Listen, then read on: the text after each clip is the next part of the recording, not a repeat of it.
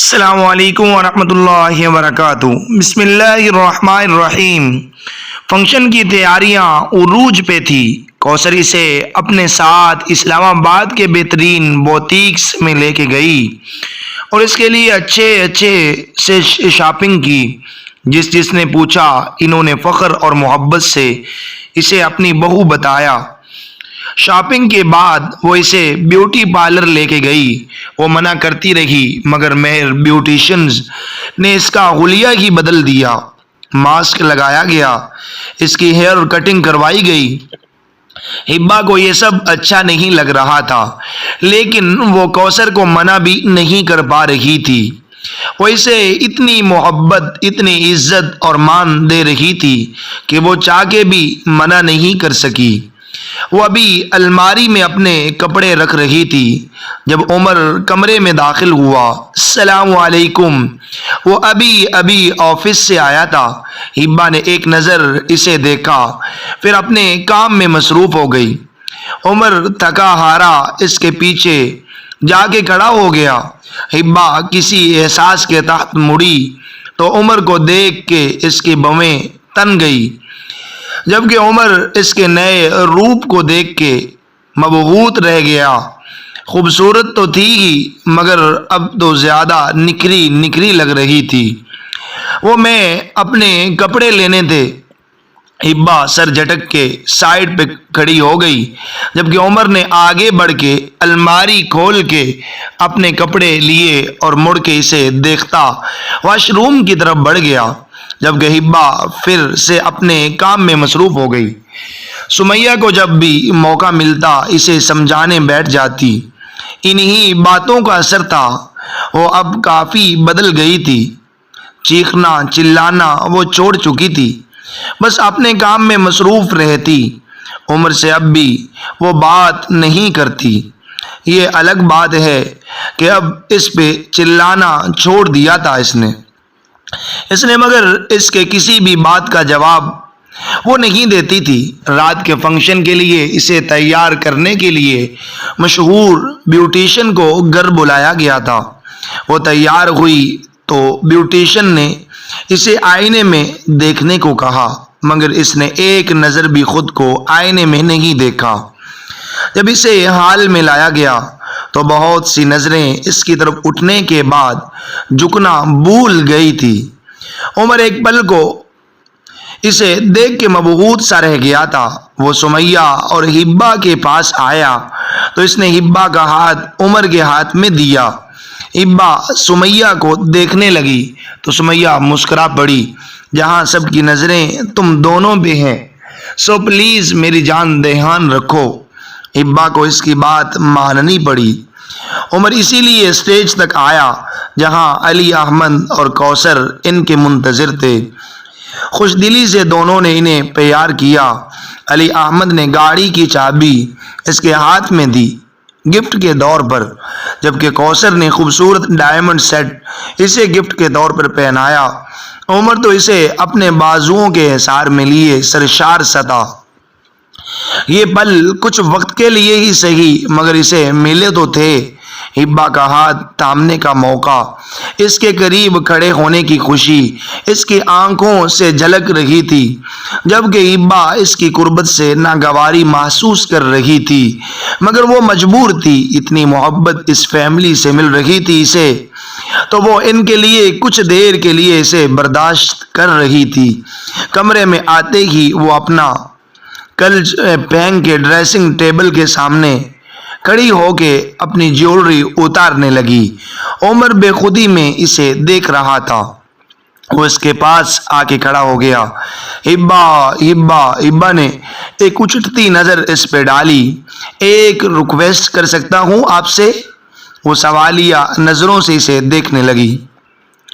کچھ دیر کے لیے آپ ڈریس چینج نہ کریں پلیز، میں آپ کو دیکھنا چاہتا ہوں پلیز۔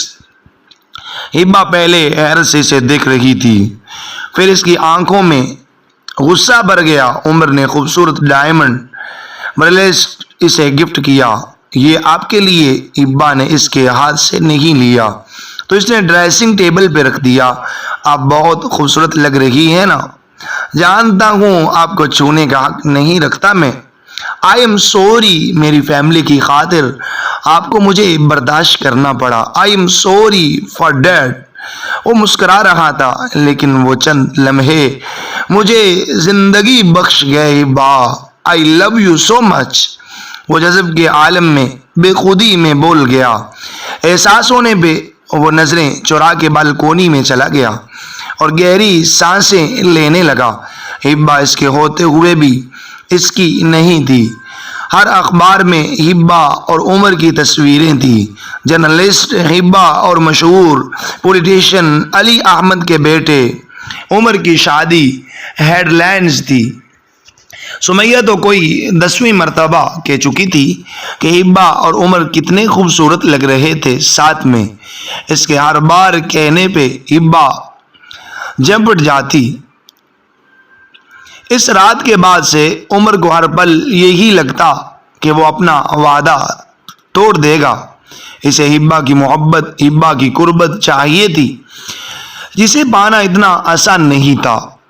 وہ لائن میں بیٹھی بارش کی ننھی بوندوں کو انجوائے کر رہی تھی. جب عمر اسے ڈھونڈتا ادھر آیا. السلام علیکم. ہبا نے ایک نظر اسے دیکھا. وعلیکم السلام کہہ کے وہ پھر سے منہ موڑ گئی تھی. عمر نے حیرت سے اسے دیکھا. وہ آنکھیں بند کیے بارش کی بوندوں کو محسوس کر رہی تھی. عمر کی گہری نظروں کی شدت کا اسے احساس ہوا تو آنکھیں کھول کے اسے دیکھنے لگی. وہ جو دنیا جہان سے بے خبر اسے دیکھ رہا تھا اچانک گڑبڑ گیا. وہ نظریں چرا گیا. پھر ایک ڈبہ اس کی گود میں رکھا. یہ آپ کے لیے. ہبا نے کچھ نہیں کہا نہ پوچھا. وہ اس کے لیے سیل فون لے کے آیا تھا. آپ بیمار پڑ جائیں گے، پلیز اندر چلیے. ہبا خاموش رہی. عمر لب کاٹتے اسے دیکھتا رہا. 3 مہینے ہو گئے تھے اور ان 3 مہینوں میں آج پہلی بار اس نے عمر کے سلام کا جواب دیا تھا. مگر اس کی بات کا جواب وہ آج بھی نہیں دیتی تھی. وہ دکھی دل کے ساتھ وہاں سے چلا گیا. رات کو سوتے میں عمر کو کرانے کی آواز محسوس ہوئی.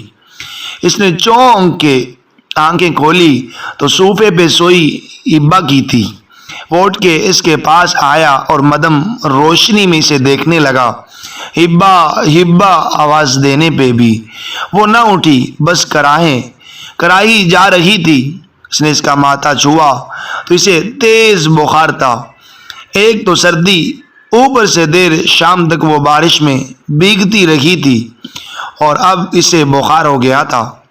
کچھ سوچ کے اس نے اس کا نازک وجود بازوؤں میں اٹھایا اور بیڈ پہ آ کے لیٹا دیا. وہ نیم بے ہوش سی تھی. وہ جلدی سے باکس میں بخار کی دوائی ڈھونڈنے لگا، اسی لیے کہ وہ ہبا کے پاس آیا. ہبا کو اٹھا کے اسے دوائی دی اور اسے دوبارہ سے لٹا دیا. وہ نیند میں ہی بڑبڑا رہی تھی، کرا رہی تھی. عمر کمرے کے چکر کاٹنے لگا. اس سے رہا نہیں گیا تو ہبا کے پاس جا کے لیٹ گیا اور اس کا سویا وجود دیکھنے لگا. یوں ہی اسے نیند آ گئی. ویسے بھی وہ کافی تھکا ہوا تھا. رات کے کسی پہر اس کی آنکھ کسی احساس کے تخت کھلی تو ہبا اس کی طرف کروٹ لیے اس کے بے حد قریب لیٹی تھی. اس کی سانسیں عمر کے چہرے کو چھو رہی تھی جس کے تحت وہ نیند سے جاگا تھا. اس نے ہبا کے ماتھے پہ ہاتھ رکھ کے دیکھا. بخار تھوڑا کم تھا پہلے سے. اس نے دھیرے سے ہبا کے بالوں کو سمیٹا. اس کی سانسیں اسے بے خود کر رہی تھی. اس کے دل کی دھڑکن بے ترتیب ہونے لگی. اس نے آگے بڑھ کے اس کی پیشانی پہ اپنے ہونٹ رکھ دیے. اس کے ہاتھ کی پشت پہ اپنی محبت کی مہریں ثبت کر کے اسے دیکھنے لگا. اس کا دل چاہا کہ وہ اسے باہوں میں لے لے مگر اسے اپنا وعدہ یاد آ گیا. لیکن ہبا کی قربت میں وہ سب بھول رہا تھا. وہ اس کے ہونٹوں کے قریب گیا اور دھیرے سے اپنے لب رکھ کے وہ اس کی سانسوں کو محسوس کرتا رہا. ہبا تھوڑا کسمسائی نیند میں تو عمر ایک دم ہوش میں آیا اور اس سے دور ہو گیا۔ وہ اپنی بے ترتیب سانسوں کو سنبھالتا اپنی جگہ سے اٹھا۔ اس کا دھیان بار بار ہبا کی طرف جا رہا تھا، بار بار یہی ایک خیال کہ وہ اسے باہوں میں لے کے اپنی محبت کا یقین دلائے۔ وہ نظریں چراتا تیزی سے بالکونی میں چلا گیا۔